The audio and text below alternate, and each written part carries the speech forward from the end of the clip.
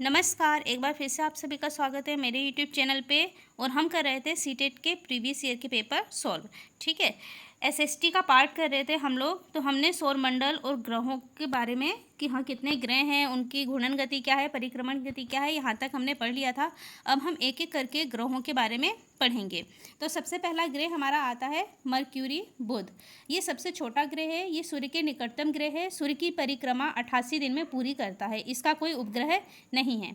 फिर आता है हमारा शुक्र, वेनस। शुक्र सूर्य के निकटतम दूसरा ग्रह है, सौरमंडल का सबसे गर्म ग्रह है। वेनस प्लेनेट को यह नाम प्रेम और सुंदरता रोमन देवी के नाम पर दिया गया है। कुछ और पॉइंट है शुक्र के बारे में जो कि हम यहाँ पर पढ़ेंगे। शुक्र ग्रह चंद्रमा के बाद रात के समय आकाश में सबसे अधिक चमकीला ग्रह है। पृथ्वी की जुड़वा बहन भी कहा जाता है, क्योंकि जो शुक्र है इसका द्रव्यमान आकार पृथ्वी के बराबर है। और शुक्र का भी कोई उपग्रह नहीं है, इसे भोर का तारा और साँझ का तारा भी कहा जाता है। फिर हम देखते हैं अगला, पृथ्वी द अर्थ। सूर्य से दूरी के हिसाब से पृथ्वी जो है तीसरा ग्रह है। आकार में ये पांचवा सबसे बड़ा ग्रह है। ये ध्रुवों के पास थोड़ी सी चपटी है, यही कारण है कि इसके आकार को भू आप कहा जाता है। भू आप का अर्थ है पृथ्वी के समान आकार। पृथ्वी नीले रंग की दिखाई देती है, इसे नीला ग्रह भी कहते हैं, क्योंकि इसकी 2/3 सतह पर जो है वो पानी से ढकी हुई है। पृथ्वी अपने अक्ष पर एक घूर्णन पूरा करने में, यानी कि पृथ्वी को अपनी जगह पे एक घूर्णन गति, एक चक्कर लगाने में 23 घंटे 58 मिनट और 4.09 सेकेंड का समय लगता है। अपने अक्ष पर लंबवत 23.5 डिग्री झुकी हुई है, इसी कारण इस पर विभिन्न प्रकार के क्या आते हैं, मौसम आते हैं। पृथ्वी सूर्य की एक परिक्रमा 365 दिन में 6 घंटे 48 मिनट और 45.51 सेकेंड में पूरा करती है।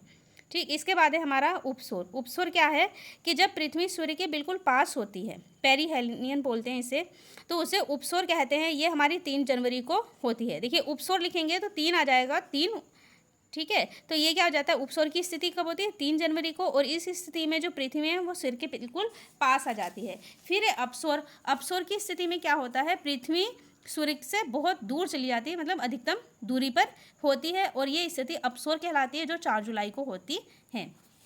फिर आता है हमारा मंगल ग्रह, मार्स। ये दूसरा सबसे छोटा ग्रह है। पहला हमारा बुध था और दूसरा छोटा ग्रह है मंगल।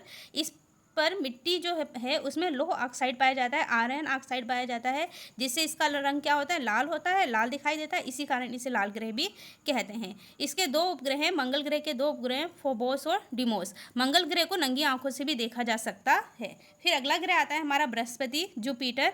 आकार में सौरमंडल का सबसे बड़ा ग्रह है।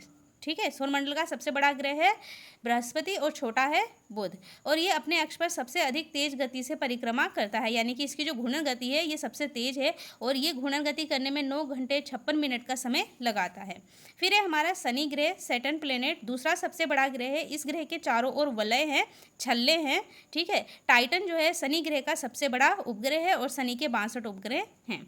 फिर आता है हमारा अरुण। अरुण क्या है, इसकी खोज विलियम हर्शेल ने की थी 1781 में। इसे लेटा हुआ ग्रह भी कहते हैं। इसके 27 उपग्रह हैं। इसके बाद हम पढ़ते हैं वरुण के बारे में। वरुण क्या है, यह सबसे ठंडा ग्रह है, और ये सूर्य से सबसे दूर का ग्रह है। इसके कितने उपग्रह हैं, 14 उपग्रह हैं। ठीक है, अब हम पढ़ते हैं उपग्रह क्या है, सैटेलाइट्स क्या है। कुछ आकाशीय पिंड अपने ग्रह की परिक्रमा करते हुए सूर्य की परिक्रमा करते हैं। अपने ग्रह की परिक्रमा करने के कारण इन्हें उपग्रह कहते हैं। ठीक है, ये क्या करते हैं, ये ग्रहों की परिक्रमा करते हैं, और ग्रहों की परिक्रमा करने के कारण ही इन्हें उपग्रह कहते हैं। जैसे चंद्रमा क्या करता है, पृथ्वी की परिक्रमा करता है। यह पृथ्वी का एकमात्र प्राकृतिक उपग्रह है। अब ये तो प्राकृतिक था। ठीक है, अब मानव निर्मित उपग्रह कौन कौन से हैं। भारत ने आर्यभट्ट, एडुसेट की फुल फॉर्म है एजुकेशन सैटेलाइट, जो कि शिक्षा के क्षेत्र को बढ़ावा देने के लिए बनाया गया था, और ओशनसेट नामक उपग्रह बनाए हैं। तो मानव निर्मित भारत के उपग्रह आर्यभट्ट, एडुसेट और ओशनसेट। एडुसेट अधिकतम पेपरों में पूछा जाता है। ये किसके लिए बनाया गया है, ये एजुकेशन को बढ़ावा देने के लिए बनाया गया है, एजुकेशन सैटेलाइट। ठीक, चंद्रमा द मून। हमारी पृथ्वी के पास केवल एक उपग्रह है, और वो कौन सा है, चंद्रमा है। इसका व्यास पृथ्वी के व्यास का लगभग 1/4 है। पृथ्वी से इसकी दूरी है 3,84,400 किलोमीटर। पृथ्वी की परिक्रमा पूरी करने में चंद्रमा को 27 दिन 7 घंटे 43 मिनट का समय लगता है। अब देखिए कौन सबसे पहले पहुंचा था चंद्रमा पर, तो नील आर्मस्ट्रांग चंद्रमा पर पहुंचने वाले पहले व्यक्ति थे। ये 21 जुलाई 1969 को उन्होंने वहां पे कदम रखा था। ये पूछा जाता है, ठीक है, डेट भी याद करिएगा कि 21 जुलाई 1969 को वो वहाँ पे पहुंचे थे, उन्होंने वहाँ पे कदम रखा था। चंद्रमा का अपना प्रकाश नहीं है, यह सूर्य के प्रकाश से प्रकाशित होता है, जो हमारी पृथ्वी पर लगभग 1.25 सेकेंड में पहुंचता है। इस प्रकाश को चांदनी, मून लाइट भी कहते हैं। चांद की चांदनी यानी कि चंद्रमा की चांदनी। फिर है उल्का पिंड। उल्का पिंड क्या है? सूर्य के चारों ओर चक्कर लगाने वाले पत्थरों के छोटे छोटे टुकड़ों को उल्का पिंड कहते हैं।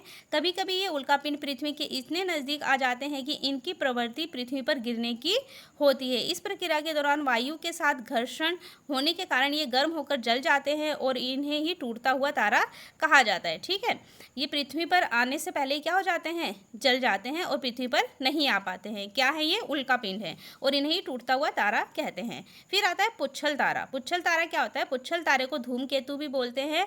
ये चट्टानों, बर्फ, धूल, गैस के बने आकाशीय पिंड होते हैं। गुरुत्वाकर्षण के कारण इस तारे का सिर सूर्य की तरफ और पूंछ हमेशा सूर्य से दूर बाहर की तरफ होती है, जो हमें चमकती दिखाई देती है। फिर है सूर्य ग्रहण और चंद्र ग्रहण। सूर्य ग्रहण क्या है? जब सूर्य पृथ्वी के बीच चंद्रमा आ जाता है। जिसके बीच? सूर्य और पृथ्वी के बीच कौन आ जाता है? चंद्रमा आ जाता है। तो ये स्थिति को युति कहते हैं और इस स्थिति में चंद्रमा की जो छाया है वो पृथ्वी पर पड़ती है, जिसके कारण क्या होता है? सूर्य दिखाई नहीं देता है और इसे ही सूर्य ग्रहण कहते हैं। फिर हमारा आता है चंद्र ग्रहण। चंद्र ग्रहण क्या है? इसी प्रकार जब सूर्य और चंद्रमा के बीच पृथ्वी आ जाती है तो उस स्थिति को वियुति कहते हैं। यह पूर्णिमा को होती है। इस स्थिति में पृथ्वी की छाया किस पर पड़ती है? चंद्रमा पर। तो सूर्य ग्रहण क्या होता है? सूर्य ग्रहण सूर्य और पृथ्वी के बीच किसके? चंद्रमा के आ जाने से लगता है। और चंद्र ग्रहण किसके आ जाने से लगता है? सूर्य और चंद्रमा के बीच पृथ्वी के आ जाने से लगता है। ठीक, तो ये रहे आपके ग्रहों के अध्ययन। ग्रह पढ़ लिए हमने, उपग्रह पढ़ लिए, चंद्रमा, उल्का पिंड, पुच्छल तारा, सूर्य ग्रहण और चंद्र ग्रहण पढ़ लिया। यहाँ पे आपका सौरमंडल कंप्लीट हो जाता है। इसके बाद आगे जो है वो हम अगले वीडियो में कवर करेंगे। तब तक के लिए अगर आपको वीडियो अच्छी लग रही है लाइक करें, शेयर करें, सब्सक्राइब करें। धन्यवाद। जय हिंद।